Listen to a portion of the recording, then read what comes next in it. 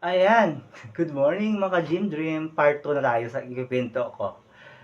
'Di ba na-offload ako una, after ilang buwan bumalik ako sa immigration. Bumalik pa talaga ako. May dala na akong mga affidavit. Ayun. 'Di ba nakapila na ako sa immigration, naka-check-in na ako nun eh. Cebu Pacific na ako ngayon ha. Papunta na ako dito ng Singapore ata. Singapore. Kasi una Thailand offload. So hindi na Thailand pinuntahan ko, Singapore na ako pumunta kasi nandun yung yung nagbigay ng affidavit ko. So binigyan na niya ako ng papel na galing embassy ata or sulat kamay niya lang ata yun. Pero may tatak siya ha. Ayan, yan. Pumilan ako doon sa immigration. Sabi, okay. Na-offload ko na pala ako nakaraan, sir, no? Sabi niya sa akin. Opo, sabi. Ay, sir, punta ka muna sa likod. Ipakita mo lang yung mga kailangan sa papel na maliit. Okay. Pinakita ko na siya. Pupunta ako sa likod, diretso na doon. Tapos sabi ng babae, medyo may edad na si Madam, medyo mabait siya. Okay. Akin yung papel, sabi niya. Ayan. Binigay ko yung papel. Okay, number 1, sabi niya. Affidavit, sabi niya. Or kung wala kang affidavit, sabi niya, mga tax return daw. Tax return. So wala akong pakita ng tax return, affidavit lang ata. Yung binigay ng inchik na friend ko, long friend. Okay, sabi niya. Ito na yung kailangan mo, sabi niya. Maya-maya, sabi niya. Punta sa likod doon sa back office. After 15 years, bumalik na siya. Tapos sabi niya, makadala mong pera, sabi niya sa akin. Po, sabi ko. 20,000 po, 3 days lang naman ako sa Singapore, sabi ko. 3 days daw ako sa Singapore. Kasi yung ticket ko 3 days. 3 days lang naman talaga ako eh. Pero ang bala ko doon, mag 1 month. Joke lang, 1 week lang. Ayun na nga, yung pera, binilang ko yung pera ko, 20,000. Binilang, pinapabilang pala yung cash. Hala, sabi ko, anong din cash ko dito? May mga Hong Kong money pa ako eh. Hong Kong money, may Malaysian money pa ako, may mga ringgit, may mga Thailand money. So, sabi, ano ba yan? Sabi nung, halo pera mo. Basta ma'am, 20,000 po lahat yan. Okay. Sabi, bilangin mo yung cash. Sabi, yung peso. Yung peso kasi 10,000. So, binilang ko doon sa harapan niya. Okay. Bilisan mo na. Baka mahuli ka sa, sabi, okay, pasok na ako. Balik ka doon sa, sa babaeng, kay madam. Sabi, okay ma'am, thank you po. Sabi, pasok na ako sa immigration. So, hindi na ako doon na, hindi na ako naharang. At least, nakapasok ako ng Singapore. Tapos, ayun na, nasa Singapore na ako. Tapos, ang problema naman, pagdating ko ng Singapore, ay, Diyos ko, Lord. Pagdating ko naman ng Singapore, medyo naharang na naman tayo. Kasi nga, yung ticket ko pala na, yung ticket ko na binook pala, parang, ano ba yun? Parang Agoda ata yun. Pero hindi siya nabawas sa card. Hinapan ako ng booking niya, booking talaga na bayad na. So, nag-book noon ate ko ata. Kapatid ko nag-book. Kasi ang dami kasi na-upload sa Singapore eh. Mga Inchik, mga Vietnamese, mga ganyan. Pati ako nadamay ako. So ngayon, sabi ko, wait lang po i-text ko yung ate ko. Ma'am, wait for a while. I just message my sister, sabi ko. Yung pala, bayad na rin pala yung card. Hindi lang sa akin napasa yung, yung resibo. Binigay ko sa immigration officer na Indian, na Singaporean. Ayun, pasok naman ako sa immigration. Buti na lang pinapasok.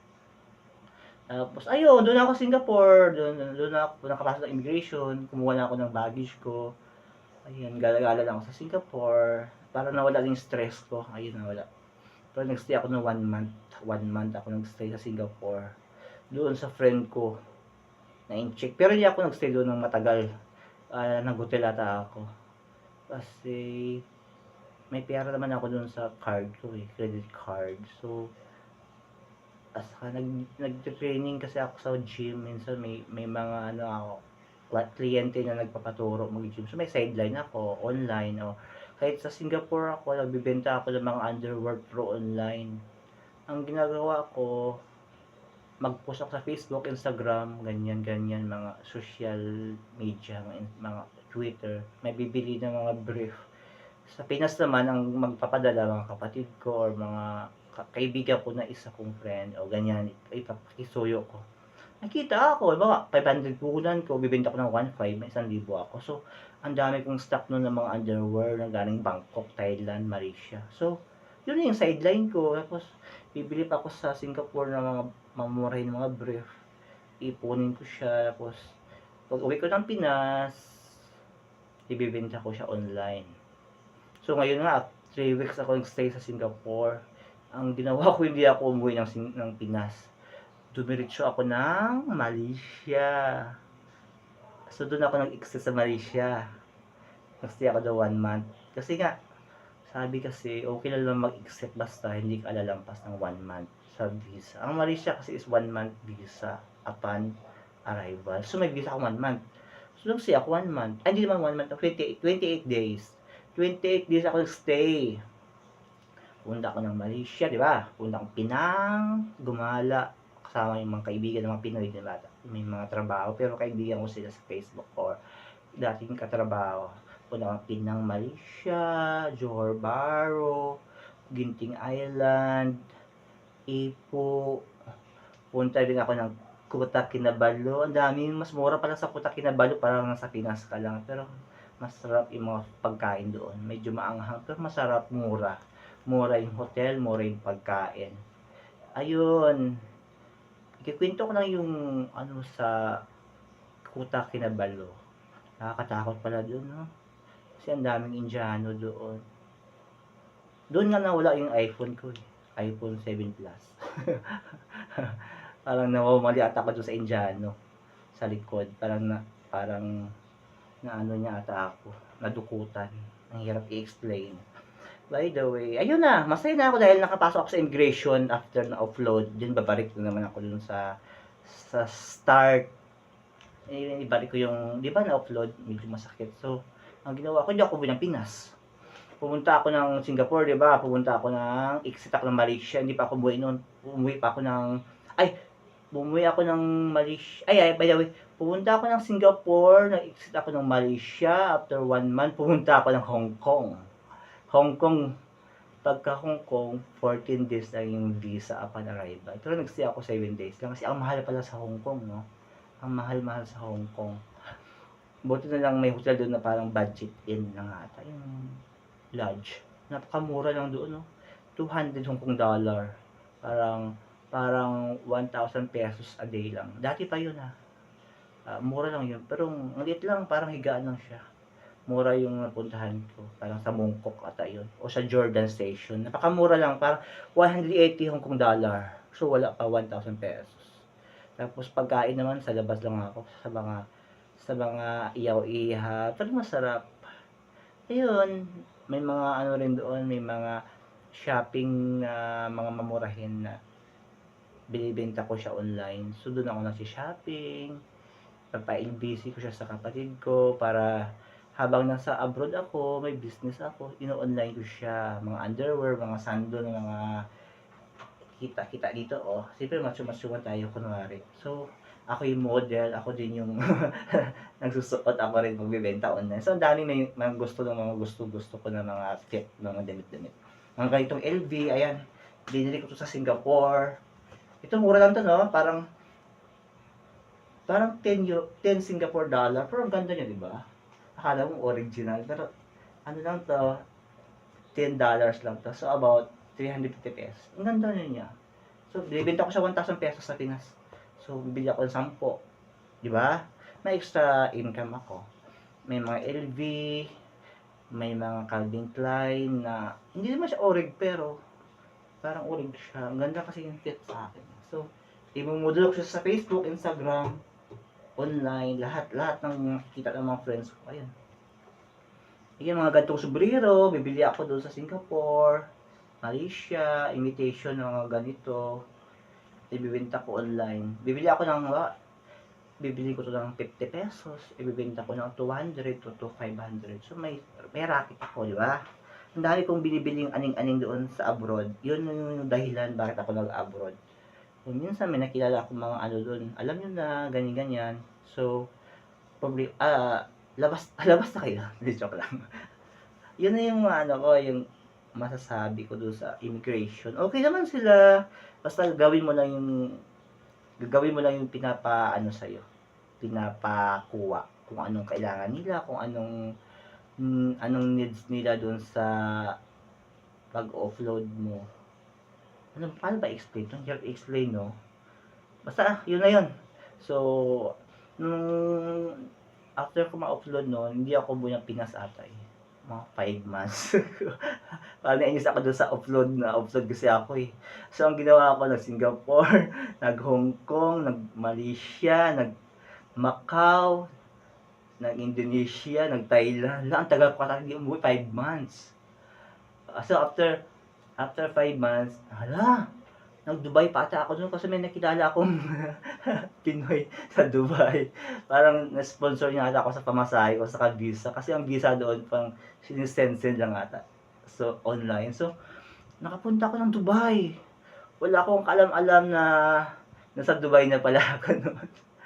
So, ang nangyari ata, umabot ako ng 8 months sa abroad na bilang turista na walang uwian. Parang ayaw ko na umuwi ng Pinas kasi takot na ako baka mamaya hindi ako paalisin.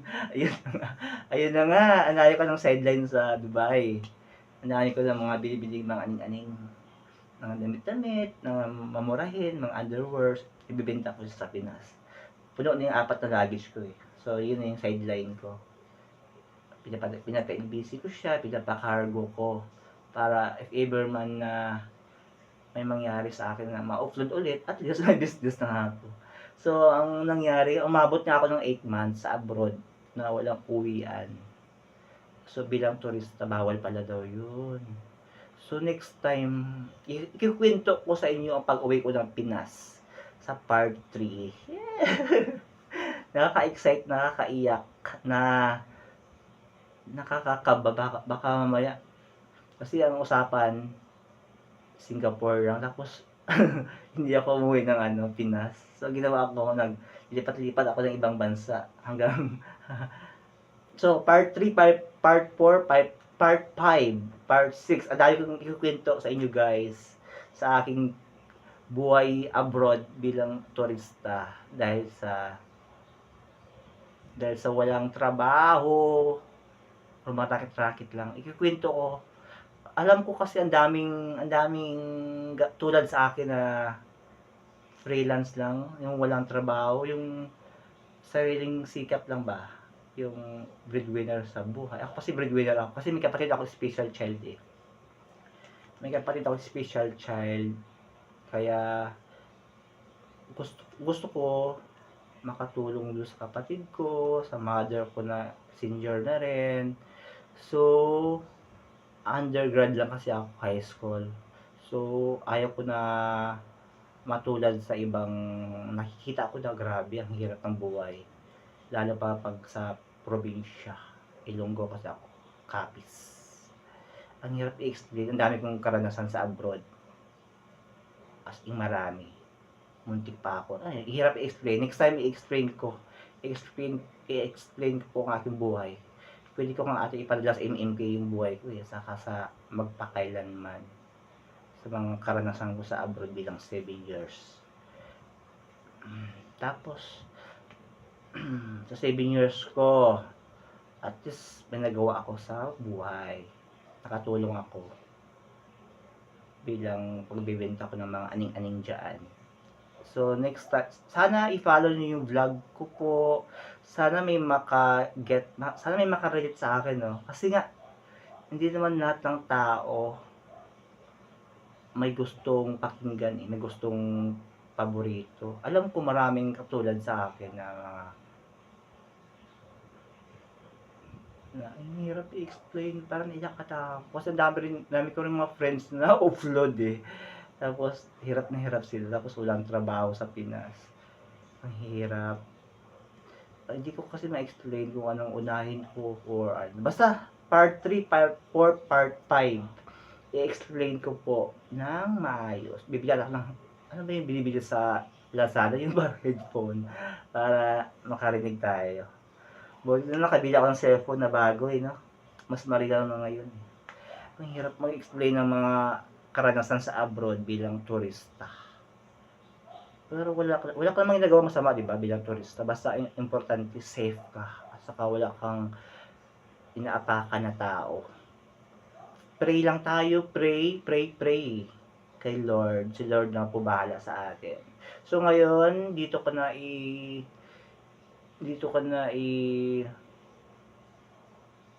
end ang aking part 2 bilang uploaded Kajin Dream. Part 3, kikwento ko pag uwi ko ng Pinas after 8 months kong turista.